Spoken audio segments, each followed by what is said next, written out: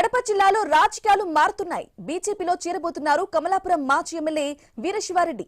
స్థానిక ఎమ్మెల్యే పుత్తా చైతన్యరెడ్డికి మాజీ శాసనసభ్యుడు రవీంద్రనాథ్ రెడ్డి మధ్య కుమ్ముకు రాజకీయం ఉందన్నారు.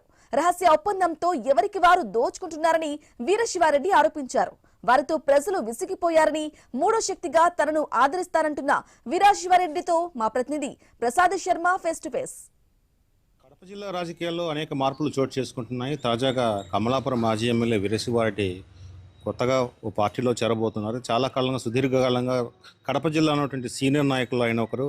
ఆయన రాజకీయంగా రీ ఎంట్రీ మీద చాలా చర్చ జరుగుతోంది. తర్వాత ఆయన బీజేపీలోకి వెళ్తారన్నటువంటి ఒక ప్రచారం కూడా పెద్ద ఎత్తున జరుగుతుంది. ఈ నేపథ్యంలో మాజీ ఎమ్మెల్యే వీరశివారెడ్డి మనతో ఉన్నారు. సార్ చెప్పండి, సుదీర్ఘంగా కడప జిల్లా రాజకీయాల్లో మీకంటూ ఒక చరిత్ర ఉంది. తర్వాత మూడు సార్లు గెలిచినటువంటి ఒక రికార్డు కూడా ఉంది. తాజాగా మీరు బీజేపీలో చేరుతున్నటువంటి ఒక ప్రచారం జరుగుతుంది. అది ఎంతవరకు వాస్తవం? తర్వాత ఏ రకంగా వెళ్తున్నారు? ఖచ్చితంగా బీజేపీలో చేరడం అనేది 100% జరుగుతుంది. రాష్ట్ర బీజేపీ అధ్యక్షుడు మాధవ్ గారితోనూ, రాజ్యసభ సభ్యుడు అనకాపల్లి రాజ్యసభ సభ్యుడు శ్రీ రమేష్ గారితోనూ చర్చలు జరపడం జరిగింది. తొందరలోనే మంచి రోజులు చూసుకొని ఖచ్చితంగా బీజేపీలో చేరతా. కూటమి ప్రభుత్వం వచ్చిన తర్వాత ఎమ్మెల్యేలకు కానీ కూటమి నాయకులకు కానీ పగ్గాలనేది చంద్రబాబు నాయుడు వదిలేసినాడని అనిపిస్తూ ఉంది.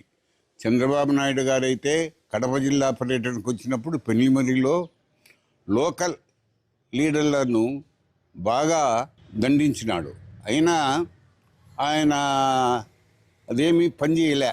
కమలాపురం నియోజకవర్గంలో ప్రస్తుతం ఉన్న కూటమి నాయకులు దోపిడీ చేసి పారేస్తున్నారు. కొండలైతేనేం, గుట్టలైతేనేం, నదులైతేనేం, వాగులైతేనేం నిరంతరంగా ఒక 200-300 ట్రిప్పులు ఇసుక, మురుము ఇవన్నీ తోలిపారేసి మళ్ళా మనం గెలుస్తామో లేదో, మళ్ళా మనం అధికారంలోకి వస్తామో రాము, ఇప్పుడే మనం పూర్తిగా 5 మాటలు పోటీ చేసి పోగొట్టుకునే 200 కోట్లు మనం ఇప్పుడే సంపాదించుకోవాలి అనే పద్ధతిలో వాళ్ళు పనిచేస్తున్నారు.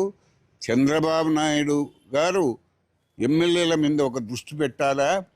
ముఖ్యంగా కడప జిల్లా ఎమ్మెల్యేల మీద, కమలాపురం ఎమ్మెల్యే ఆయన తండ్రి నరసింహారెడ్డి మీద ఒక దృష్టి పెట్టి, ఒక కన్ను పెట్టి వాళ్ళ చర్యలు గమనించి అవి ఎన్ని నిజమైతే వాళ్ళని పార్టీలో నుంచి తొలగించాలి. తర్వాత గత 15 సంవత్సరాలుగా అంటే మీరు ప్రత్యక్ష రాజకీయాలకు దూరంగా ఉన్నారు. అసలు కారణాలు ఏంటి? తెలియదు. రీ ఎంట్రీకి ఉన్న కారణం ఏంటి? 15 సంవత్సరాలు కొన్ని కారణాల వల్ల మనం ప్రత్యక్ష రాజకీయాలకు రాకుండా పోయినాము. ప్రస్తుత పరిస్థితుల్లో ఇవి చూస్తూ ఉంటే వైఎస్ఆర్ పార్టీ మాజీ ఎమ్మెల్యే కానీ, ప్రస్తుతం ఉన్న కూటమి నాయకుల ఎమ్మెల్యే కానీ వీళ్ళిద్దరూ కొల్యూడై ఎక్కడ కానీ ఏమి జరిగినా వీళ్ళు పట్టించుకోకుండా ఉన్నారు. కాబట్టి మూడవ శక్తిగా కమలాపురం ప్రజలు విసిగిపోయి ఉన్నారు. దొందే. కాబట్టి మూడవ శక్తిగా ఎదిగి ఈ దఫా కూటమిలో బీజేపీ తరఫున ఖచ్చితంగా కూటమిలో ఉన్నా లేకుండా పోయినా బీజేపీ తరఫున నేను అధిష్టాన వర్గం అనుమతిస్తే ఖచ్చితంగా రంగంలో ఉంటా. మీ చెదిరిపోయినటువంటి మీ క్యాడర్ను మళ్ళీ తిరిగి తెచ్చుకునేందుకు అవకాశం ఉందంటారా? ఎక్కడా చెదిరిపోలే. నా క్యాడర్ నాకు ఉంది, బలంగా ఉంది. ఎక్కడ కూడా ఒక్కరు కూడా పోలే.